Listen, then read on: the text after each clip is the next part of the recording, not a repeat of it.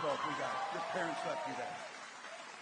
And then don't make a mistake. Every single economist and everybody who's looked at this, Donald Trump's talking about slapping on a national sales tax. He wants to call it a tariff, but everybody knows you'll end up paying it.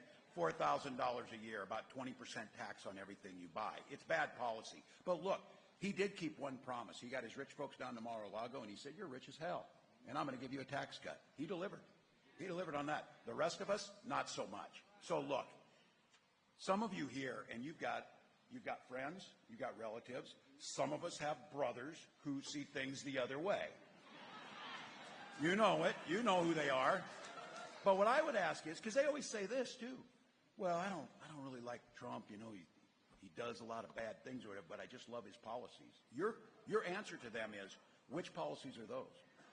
When did the party of Ronald Reagan decide it was okay for government to make our personal choices? So Trump brags about this, that states have the right to monitor pregnant women's, to enforce their extreme abortion bans.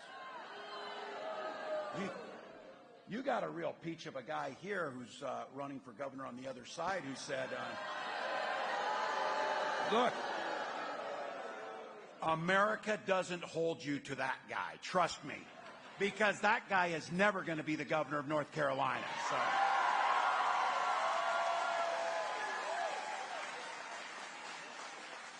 But this guy's running for governor of this great state and says, once you're pregnant, it's not your body anymore. The hell it's not. The hell it's not. So look, that's not what freedom means. Where I come from, we respect our neighbors. We respect their personal choices. Now look, I wouldn't make the same choices some of them make, but you know what? It's none of my damn business what their decision is.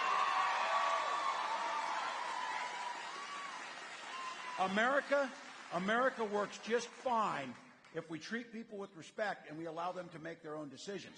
These guys are oddly and obsessively focused on what you're doing in your bedroom, what you're doing this. That is not right, people, and you all know it. When Kamala Harris and I talk about freedom, here's what we mean. We mean it's the opportunity for you to make your own decisions. Now, men in here, I'm talking to you. We know that women are getting this right, and they're voting in waves for Kamala Harris. We get that. Waves. But here's the thing. So are the men. So are the men. Because the people in our lives, our wives, our daughters, our mothers, our friends, for Christ's sakes, our neighbors, their lives are literally at stake on how we vote in this. This is not making up. There are names of women now, like Amber Thurman, who had to leave Georgia to try and come and get care, and she died in the process. And her parents said there's no reason she should be dead if she lived in a state that didn't have one of these extreme abortion bans.